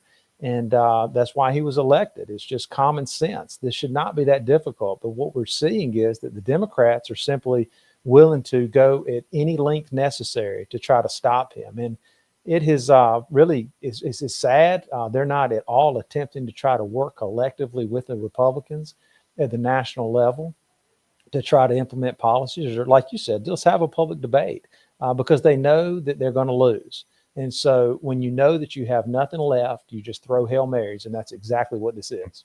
Yeah, another Hail Mary from deranged Democrats. Well, what do you make of this sedition allegation? We talked about Andy McCarthy saying, you got to have the use of force, etc. The president has said this looks like sedition. What do you think as an attorney when you hear that? Well, if you take sedition at what it is, the definition would indicate, some form of rebellion or inciting some riotous acts within the United States government. So it certainly does appear that there is some inciting of rebellion being called for by these Democratic leaders. So I think very well that there could be a leap to sedition or tie to sedition. And Trump himself has said, hey, look, you can be punished severely for this. And so I think they need to tread lightly, but unfortunately, I just don't know that they have the mental capacity to understand the significance of what they're really doing. Yeah, I agree. All right, I know you have to go here in a moment. Can I ask you quickly before you go about these drug boats and the whole situation with, the cartels and the Venezuelan gangs bringing fentanyl, the number one killer in a lot of ways of Americans. Some people say, well, what about due process for these drug runners? Well, the other side of it is, well, if you look at terrorism and these cartels have been designated as, international terrorist organizations, which gives the president latitude to do multiple things. And the fact that people are dying, you could argue we are, in some sense, at war with a terrorist organization, which would justify some of this. But we continue to hear the rhetoric amp up on this. What do you make of the president's ability to carry out these strikes and this call from Democrats for so-called due process? Well, there's a couple of things there. These cartels who have been identified as terrorist organizations, like you just said, they have no due process rights under our Constitution. And they are transporting one of the most dangerous substances known to man, fentanyl, into the United States of America. If you look at the fentanyl deaths over the last 10 years, they have increased year after year. I know people personally who have died of fentanyl here. So President Trump has made it a mission to stop the fentanyl. We know that it's coming from China. It's going into South America, and it's being transported here to the United States. And, it's unfortunate that these cartels are willing to put their lives on the line to bring it here. But that just tells you how heinous they are and how much money truly means to them. But I have no problem with the Venezuelan boats being blown up. And that may not be maybe I shouldn't say that, but I have no issue with it because what it's doing is protecting my children, it's protecting your children, and it's protecting the children of the Democrats and the liberals who are pushing back so hard against this. Yeah, absolutely right. I mean, again, to me, when you side with the drug runners, it's the same as siding with the rapists and murderers who are here illegally rather than the victims. It's as if the Democrats are trying to create an oppressed class out of the criminals. And it just makes no sense whatsoever when it comes to right and wrong, good and bad, and what's right for our country. So that makes complete sense, what you're saying. And I think a lot of people agree with that. Desperate times call for desperate measures. Are we just going to keep allowing the funneling of fentanyl into this country to kill our children? It's just not the right thing to do. So thank you, Seth Woodall. Always insightful when you provide your expertise to these matters that are being thrown around. And a lot of people comment on these issues that have no legal understanding, which is what we see a lot with Democrats. And so it's always great to get a voice of reason here today. Seth Woodall from Seth Woodall and Associates from the great state of North Carolina. Thanks for being here, sir. Thanks, Ike. All right. Have a good day. All right. And the oppression that they see out of these criminals and these illegal immigrants, these rapists, these murderers is unfathomable. But, you know, we know in the Bible it says, woe to those who call good evil and evil good. And that's what we're seeing here. I mean, what other way can we kind of look at it? Because it's obvious to anybody with eyes and ears what's really going on. And when you side with the perpetrators, you're on the wrong side. There's no question about it. We do have, I believe, some comment on this video from a clip from Fox News where Martha McCallum was calling out this representative, Jason Crow, a Democrat from Colorado, trying to get him to tell her, hey, what did you mean with this video calling for defying orders? What specific orders are you talking about? This is how it went. You're not talking about actual policy.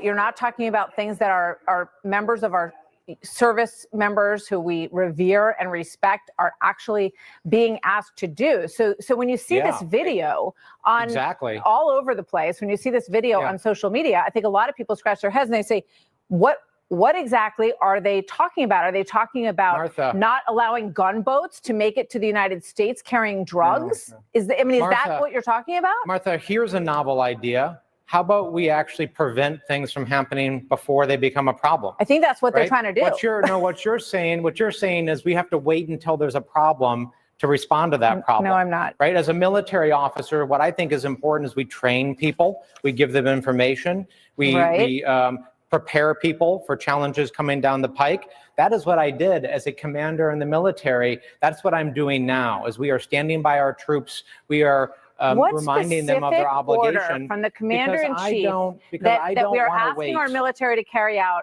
are you objecting to? This is very, very vague. And it was so vague in this video. I don't think people could figure out what you guys were all talking about on it.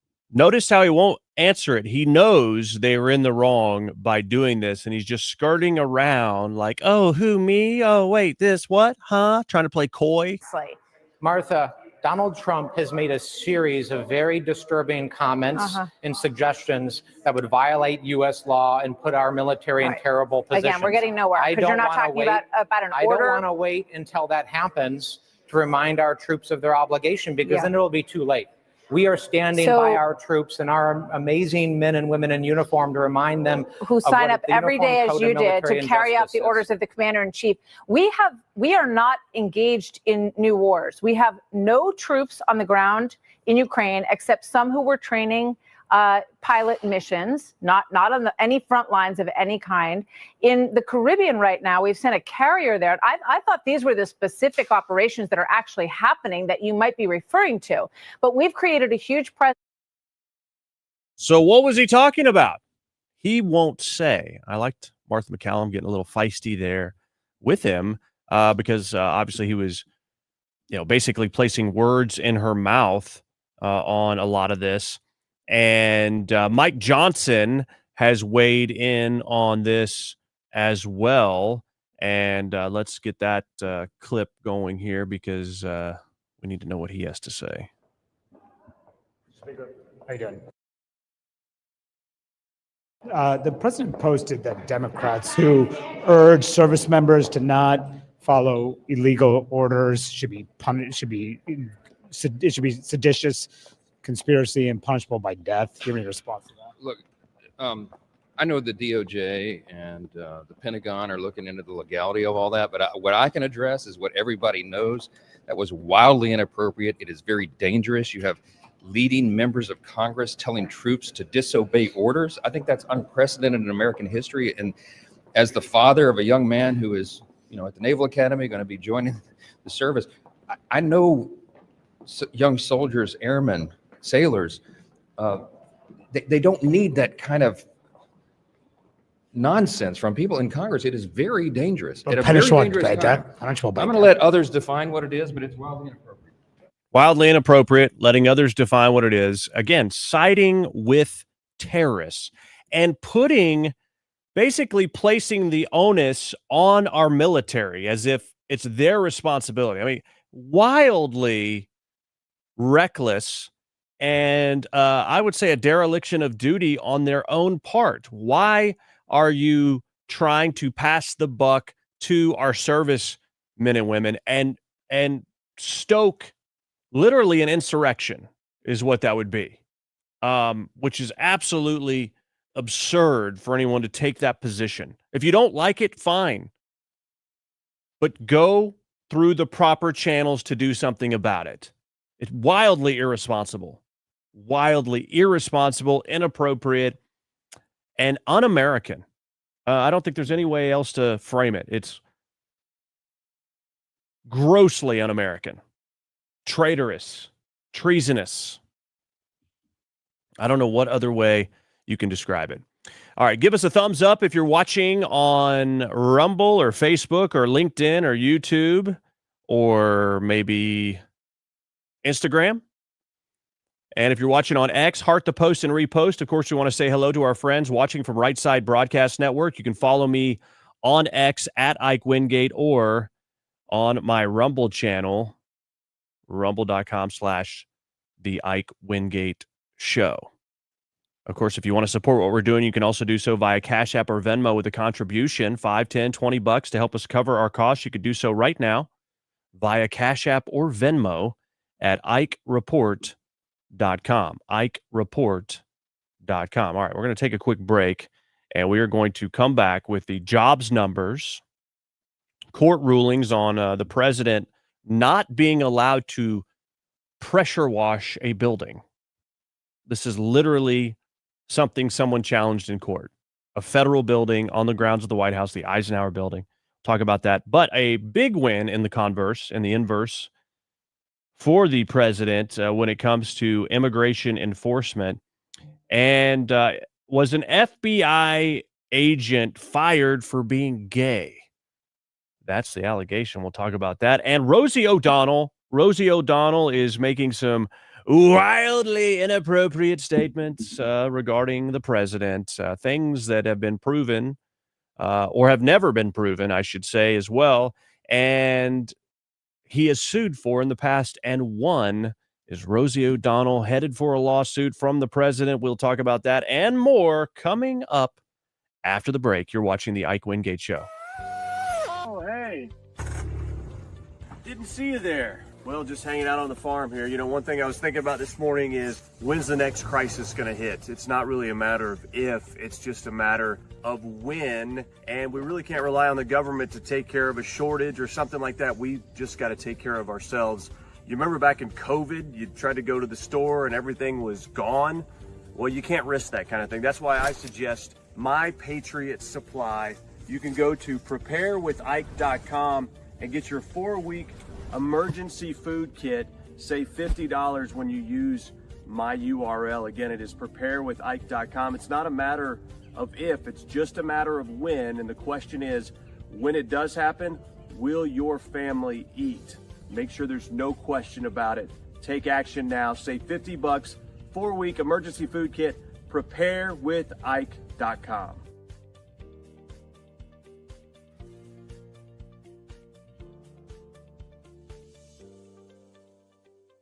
Fourscore and 7 years ago, there used to be men in this country.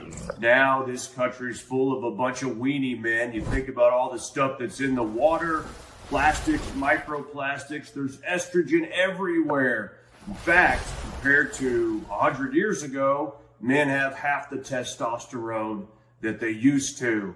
Look, it's not like getting shot in the back of the head. All you need to do is take chalk once every day, and you can boost your testosterone for fun things that require your energy, like working out or playing sports or actually spending time with your kids. I wish I could do that, but I can't because I'm dead. But if I were alive, I would take chalk. The Patriots at Chalk combine the most powerful herbal extracts, so it's all natural, giving you that lift that you need.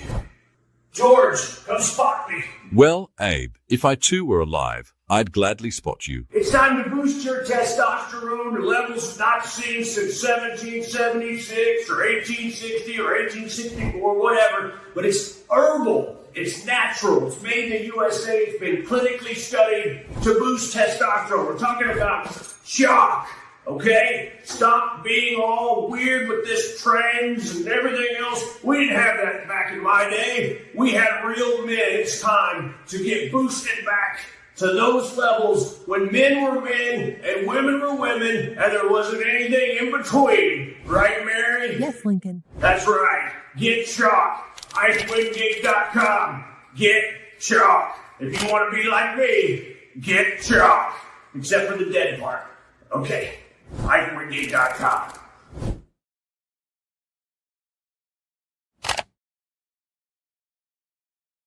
Hey there! Tired of watching your subscription costs climb higher and higher? With Q Broadcast, you get more for less. All your favorite channels and content bundled into one unbeatable package. No contracts, no hidden fees, just simple, affordable streaming. Say goodbye to overpriced services and hello to a new era of entertainment. This is streaming the way it should be. Q Broadcast, this changes everything.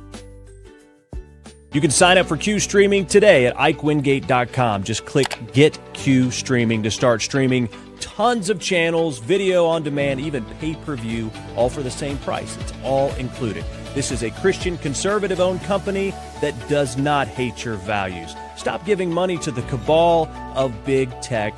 Support companies that support your values. Right now at IkeWingate.com, just click Get Q Streaming.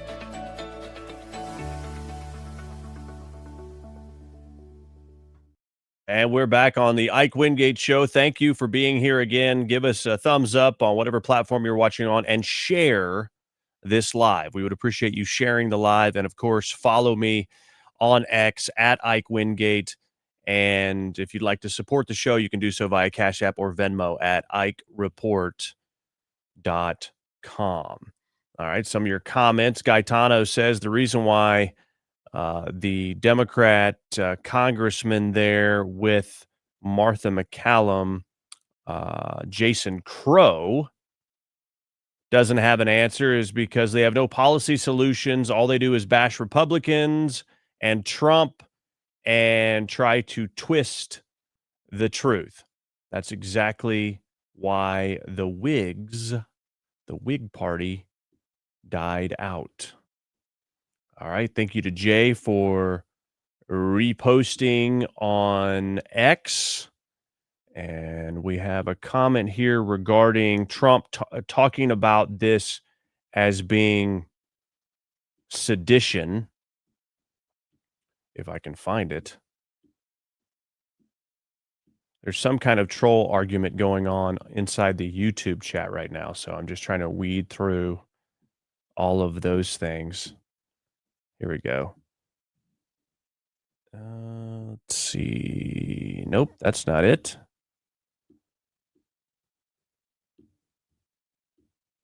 Yeah, lots of stuff going on in the chat. A lot of shows won't share the chat because it goes so crazy and there's a lot of them. But I like to grab some of these comments and just get at what you guys are saying because you all make this show better and fill in a lot of color, if you will, throughout the show. All right, so I'm not able to get to this comment from David Sling on to be able to display it on your screen, but what it says, actually, here it is. What I liked about Trump saying this is he put a marker on it right away. If they keep this crap up, they are on notice, just like Seth was saying there. Yeah. Exactly. You come out swiftly, quickly, with strength, and you label it what it is, and then, position it in the conversation from here on out if people are going to continue to peddle these kind of ridiculous ideas. Right? All right, let's get into the jobs numbers We'll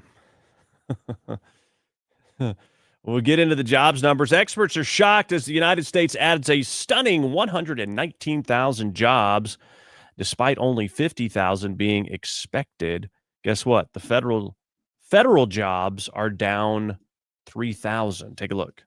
And here we go. This is the September jobs report. Non-farm payrolls are up a robust 119,000. 119,000 would be the best since April when we were up 158,000. In the rearview mirror, well, last month was downgraded from 22,000 to minus 4,000. Now, if we look at what's going on with the unemployment rate, it ticked up from 4.3 to 4.4. That was unexpected. 4.4 would, last time we were at that level, boy, I have to go back a ways. October of 2021, when it was 4.5%. Now, if we look at labor force participation rate, it ticked up. That's a good thing. 62.4 equals where we were in May. You have to go to April of this year when it was 62.6 to find a higher number. In terms of the earnings, average hourly earnings month over month, up 0.2. That's a bit on the weak side. We're expecting up 0.3, up 0.2 equal.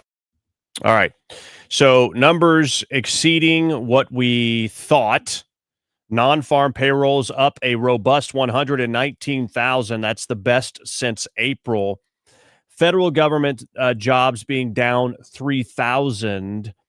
This is a good thing. What we are doing right now is basically detoxing from this harmful system that has been for so long, that we talk about the economy and we talk about jobs and growth and all that stuff. Well, how much is actually on the backs of taxpayers?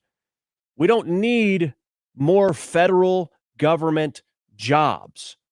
Okay? That's not what we need. So obviously we had lots of cuts, waste, fraud, and abuse. That needs to get out of here. That could certainly affect numbers. And you might look at it and go, oh, the economy is doing terrible because we're losing jobs. Well, even then, we're still gaining jobs. However, this was to be expected, that there would be job loss because of the federal jobs. This is not a capitalist economy if so much of our future, so much of our livelihood and success is reliant on federal jobs, which comes from the taxpayers, right? And so this is the right way to go about it, but it is a bit of a detox. You knew that was going to happen a little bit with the tariffs as well. From my standpoint, I expected a lot more pain to occur. And so far, while prices haven't come down on things that we want to come down yet, we haven't experienced this sort of winter period of things being, in a really declining spot. Now, take all that into account. When you look at all the deals that President Trump has made to create jobs and to create investment into the United States, those things haven't even hit our economy yet. I mean, this is going to be a ripple effect. It is like turning a giant ship around. It takes time, but I would tell you that as the Trump administration goes on in length this time around, the economy is just going to get better and better and better and better because of so many of the policies that the groundwork was laid in the last 10 months are going to come to fruition. I mean, in fact, what you're going to see is after President Trump's term, a continued residual effect from all of these deals. I mean, President Trump won't actually be in office to receive all the credit that's due to him for these policy decisions and these deals that he has made in these last few months. When you talk about the reinvestment into our economy, the manufacturing moving here, when you talk about balancing the trade deficits, and oh, by the way, you add in the tax relief and the tax cuts that hit next year. I mean, you have a recipe for an incredibly robust, thriving economy. And that doesn't even take into account the housing market that once some checks are put into place and all these illegal immigrants are deported, you open up a ton of housing opportunity. There's also talk about creating ways to allow for affordable housing, not at taxpayer expense, but maybe allowing some carve outs and incentives for those that are developing these affordable houses. And add all that together and you get a rate cut in there too that goes down to make it, a really nice mortgage rate at some point, and you are going to see an explosion. So we're sort of in a little bit of that adolescent period, I would argue, of this second term of the Trump administration related to the economy, just because we know that great changes are coming. We're just sort of in that awkward phase that they've been set up and they're going to happen. We're just we just have to allow the time for them to set in and for those things to occur. And so be patient. I will say, though, the fact that we're still seeing these positive numbers come out says, oh my gosh, I mean, we're still not seeing the bottom drop out on this. And that's really what I would expect to happen until these policies and these projects hit.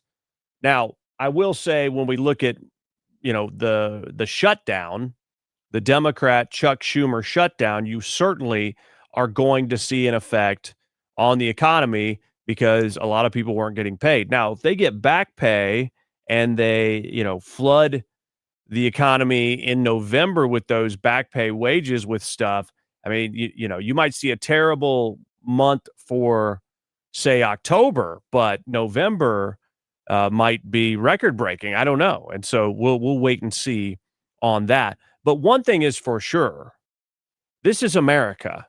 And what we don't need to be doing is creating this burden on so many of our government services, so many of our housing opportunities, so much of our highways and traffic, so much of our medical infrastructure, so much of all of the above, as we're paying for people to be here that are here illegally. And we certainly don't need to be adding new jobs for illegal immigrants. Shouldn't we take care of Americans first, even if they're someone who is born in another country that comes here? I would prefer that an American gets a job first so long as they're qualified, because that's where we need to put our emphasis. And so far, the numbers bear that out. During the Trump administration, native-born workers have risen over 2 million under Trump to a new record high, as foreign-born jobs plunge by 1.6 million. Today's jobs report, including forecast busting payrolls offset by the highest unemployment rate in 4 years at 4.4%, driven by another jump in black unemployment, was indisputably strong when it comes to one thing: the rotation from foreign-born workers to domestic ones. So you have sort of this rebalancing that's going on in our economy right now. And so you're going to see some negative numbers here and there, like we talked about. But the September native-born workers surged by 676,000 people, 676,000 people. Foreign-born workers dropped in September by 70, which is putting the numbers. Let's see here. Let me get you the exact numbers. The number of foreign-born workers has slumped from a record 33.7 million in March 2025 to 32.1 million, a drop of 1.6 million. This has been offset by a slow but consistent increase in native-born workers, which had been unchanged for 6 years, since 2019 until the start of 2025. So it's kind of hard to see the graph, but the red is foreign-born workers has continued to outpace American worker jobs added, and it's taken a huge drop since the rebalancing of our economy and the deportation of so many illegal immigrants. So This is the way for the future of a prosperous United States of America. Is Americans need to be working, and they don't need to have jobs taken from them by non-Americans if you want a sustainable economy and future. All right. We look at the situation related to this ridiculous lawfare, and Mike Davis points out the president of the United States must get permission of a federal judge now before pressure washing or power washing a White House staff building. Unreal. All these federal judges, particularly in D.C., he says, wonder why the American people increasingly loathe them. He's pointing to this story here where the Trump administration had to agree not to repaint or power wash the Eisenhower Executive Office building through December 31st, allowing a judge more time to consider a lawsuit opposing a repainting plan. What in the heck are these people up to? They literally oppose President Trump updating, refreshing the look of these buildings, and they're using lawfare and judges to try to stop it. I mean, this is unreal. He's the freaking president of the United States. He can't call for someone to clean up a building. This is ridiculous. Anyway, let's see. Same with the East Wing, right? Let's see here. Okay, we got people in the chat saying, well, America was built on migrants. Yes, it was in the beginning. And those people assimilated and became American. What you're seeing in these numbers, largely, you can call them foreign-born workers, but we're talking about illegal immigrant jobs. Make no mistake. Some of them, I'm sure, are legal immigrants. But if you want to sustain your country, more people from the country, Americans, have to be getting jobs over people not from this country. Otherwise, it's unsustainable. Just think about it from a math standpoint. It is unsustainable if people from outside of your country are coming in and getting more jobs than the people inside the country. And when you add new jobs, if they're all going to people other than Americans, at some point, there's going to be a tipping point, and you don't have a future. You don't have a future. Now, you could argue, well, it's because Americans don't want to do those jobs. And I would say, yeah, that's part of the problem. Americans need to quit being so selective on what they will or will not do and get to work, which is another reason why you need to crack down on SNAP and making people reapply so you can actually tell who really needs it versus who's just taking it. And that makes some people hungry. Good. If you're a able-bodied person, especially a man, and you're not working and you're receiving government benefits, shame on you. Get to work. Well, I don't want to do that job. I'm holding out for a management position. No, you need to get down on the ground and scrub some toilets. That's what you need to do, because that's work. And dignity comes from work. And I would rather scrub toilets if I were able than take a handout to feed my family. That is the attitude more people need to have. Not the government owes me something. Rather, what can I do to contribute to society? I've scrubbed toilets as well for work. Okay, mind you, I've done it. I didn't want to stay there doing that. It's not the only thing I did, but that was part of my job. You continue to do a good job, which allows for opportunities to advance, and you keep working, you keep working harder, you learn, you educate yourself, you get better at what you're doing, and you work your way up to a better job. That's how it works, but you got to start somewhere, and sitting on the couch eating fudge rounds at the expense of the American taxpayer is not it. And so that's another reason, from the jobs number standpoint, foreign-born workers have been taking most of the jobs. Well, Americans won't do them. It's time to change that. One of the ways we change that is people get hungry and they'll go to work. The Bible says you don't work, you don't eat. Now, if somebody's disabled or not able to do it, these are different circumstances, but let me tell you, those are the exceptions and not the rule. So let's not define our argument or your disagreement with the truth here based on a very small minority versus the majority of who is taking these benefits that should not be taking them. Okay, these things all work together, though. You cut down on the fraud and SNAP, and you get people hungry that are able-bodied and go to work and do some of these jobs and have a sustainable future. You don't have a sustainable future if Americans aren't occupying the new jobs that are added to this economy. It's math. All right, in a immigration ruling from the Supreme Court, 5-4 ruling, they have confirmed that President Trump can, C-A-N, affirmative, can use the 1798 Alien Enemies Act to treat Tren de Aragua as what it is, an invading foreign force. That means no more endless appeals, no more activist judges blocking deportations. Venezuelan gang members can be rounded up and shipped straight to El Salvador's mega prison. A historic win for border sovereignty and law and order. That's from Jim Ferguson.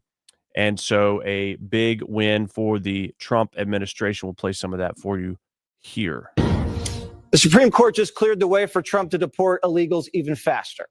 The High Court ruled that Trump can use the Alien Enemies Act to send Venezuelan gangbangers to a mega prison in El Salvador. This is a huge ruling in Trump's favor and a major win for the country.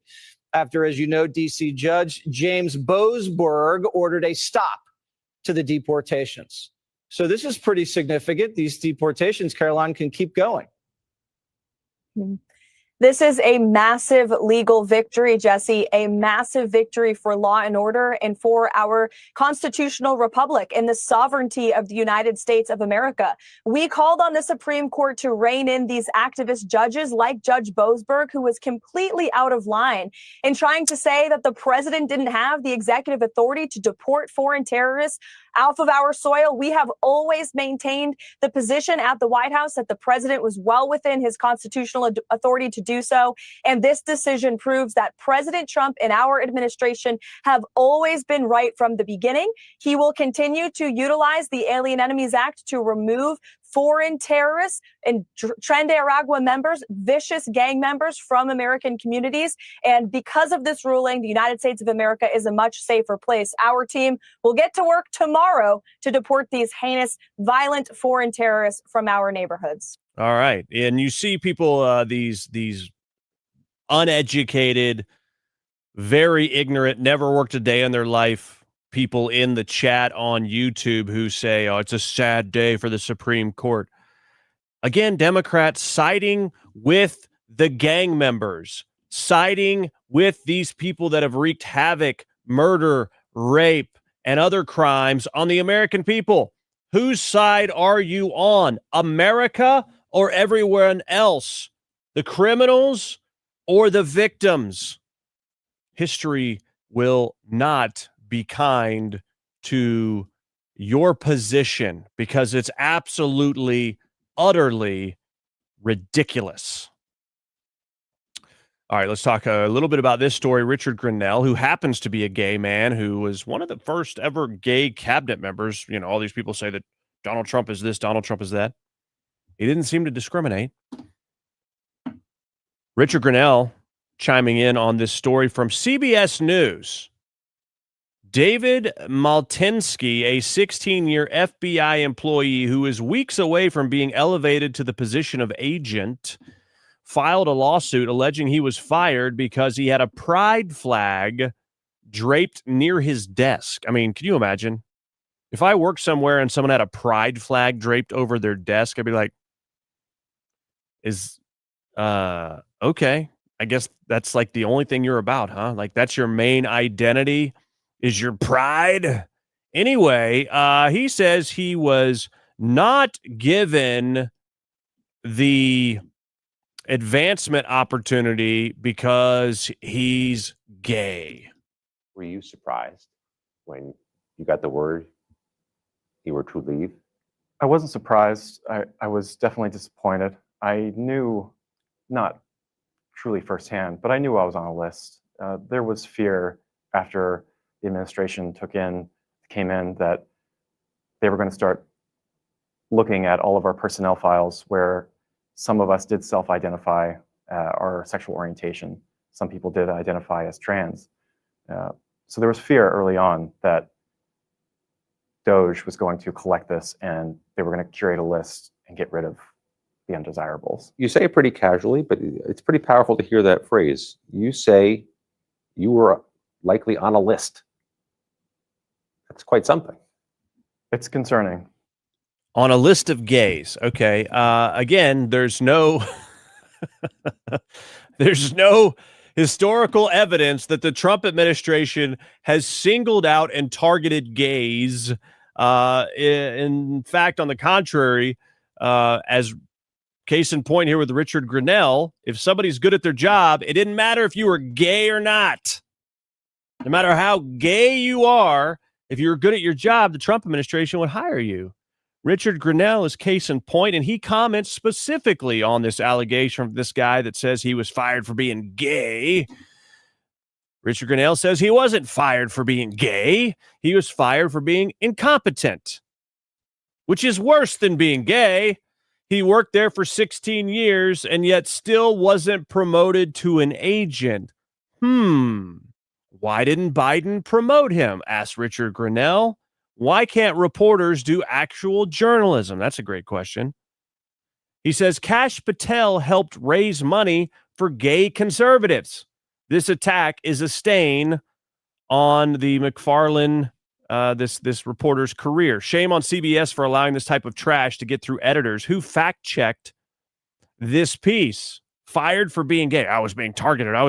There was a gay list that I was on, and they were targeting me. I mean, come on. I mean, we've all seen the clip by now, haven't we? Gays for Trump, is at Mar-a-Lago.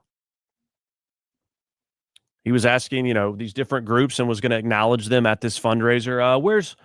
Where's gays for Trump? Where's gays for Trump? Oh, you don't look gay. I mean, it was hilarious. One of the funniest things he ever said was he like, you're gay, get out of here. And he was just like, oh, you don't look gay.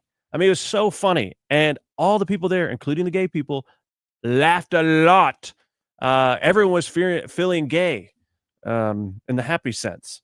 So this is ridiculous. This is called I was fired, and so I'm going to use a reason that I can try to exploit to get attention and to make accusations because no one wants to say, oh, no.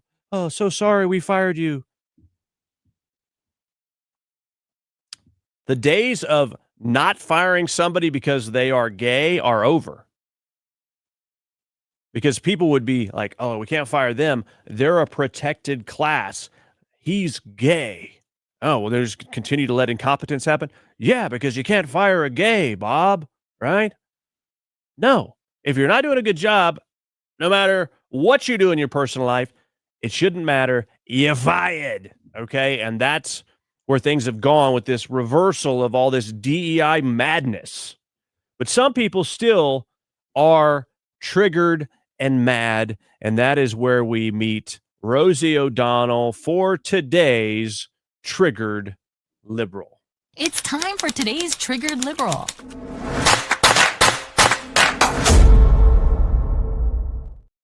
All right. So Rosie O'Donnell calling Trump calling him an adjudicated rapist. Adjudicated rapist. Basically, he's been charged and found guilty of being a rapist. We never thought we'd be living where we're living now. This is what she said. Now, you remember George Stephanopoulos got sued and ABC had to pay $16 million for saying that he was a rapist, which that has never, ever, ever happened in a court. They alleged it. The jury didn't find him guilty of that. They said, what was it? Sexual misconduct or something like that. I mean, the one charge that was being alleged, what the whole case was built on with E. Jean Carroll was, he raped me. Even the jury said, no, he didn't. He didn't rape you. And that's to say, no one could prove that they were ever in the same place at the same time anyway, and a bazillion holes in this woman's story. But anyway, the rapist title, guilty, convicted of being a rapist, has never happened. But that didn't stop Rosie O'Donnell. We never thought we'd be living what we're living right now. Never. Who thought it? Did you think it? In a million years. That they would reelect the man who orchestrated an insurrection against the government? They would reelect that guy with all the charges of sex abuse and the adjudicated rapist. And then I just saw this thing today about all the cases he settled with children, children's families, accusations about him that he chose to settle. Okay, when are we going to be able to go, we're grown up enough to understand that this kind of deviant, psychotic, mentally ill behavior goes on at the highest level sometimes. And no matter where it goes on, it is our duty to stop it. An adjudicated rapist. That's a pretty tall, false allegation from Rosie O'Donnell. Okay, Rosie O'Donnell. Jonathan Turley, law expert, has chimed in on this and says, Rosie O'Donnell just claimed to her 2.9 million TikTok followers that the president is an adjudicated rapist and previously settled child abuse cases. In doing so, she may have handed Trump a golden opportunity for a defamation argument.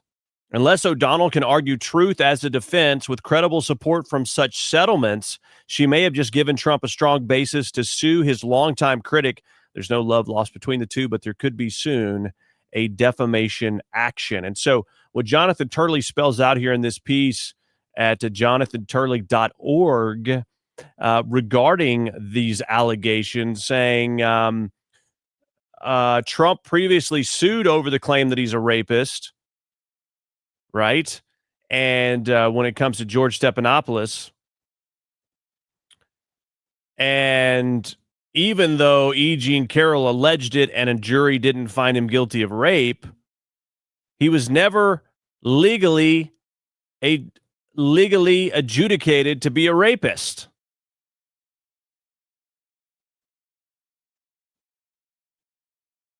He said the addition of the word adjudicated, because it's so specific and legal, could move this claim of Rosie's outside of just mere opinion, because it was specific and stating a legal parameter around it, a legal title to it.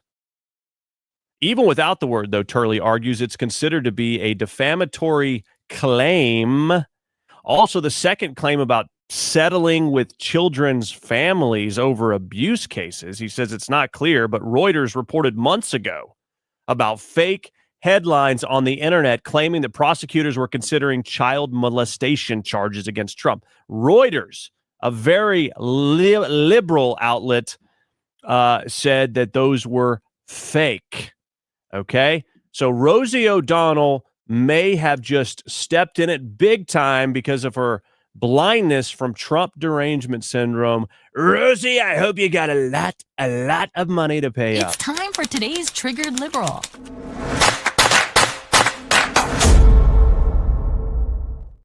All right, I want to thank you for being here. Of course, we want you to hit the thumbs up on this live or heart this post on X and repost. We want you to share this broadcast wherever you can. Tell your friends about it. Follow me on whatever platform you happen to be watching. But specifically, if you have an X account, please follow me on X at Ike Wingate. It's on the bottom of your screen there, at Ike Wingate on X, trying to build a following there. Thank you to our friends watching on Right Side Broadcasting. We will be with you as scheduling allows. We will be back next week before Thanksgiving to do another show, so make sure you set your notifications on as well. If you would like to help us cover our costs, you can do so via Cash App or Venmo at IkeReport.com. $5-10, whatever it is, just helps us cover our subscriptions and technology and things like that.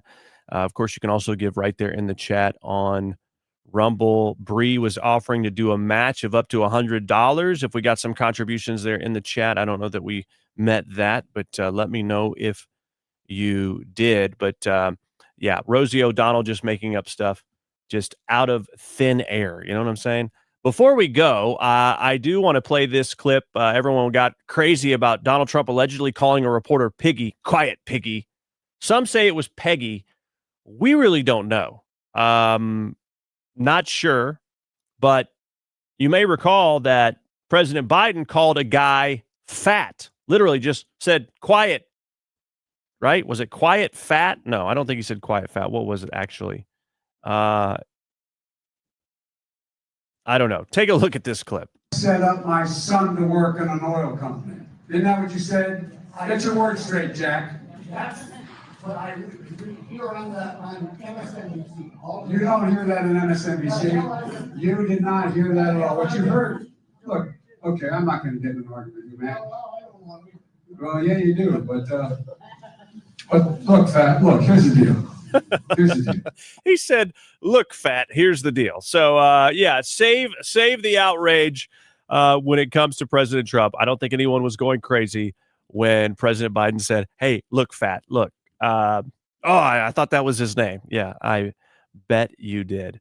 Thank you guys so much for being here. Remember, the truth is what matters. It's not time to back down. It's time to double down, my friends. It's not time to back down. It is time to double down because the truth matters. Thanks for being here and have a great day. Rate, subscribe, and leave a review. It's how we get the word out amidst the chaos. Thanks for listening to The Ike Wingate Show.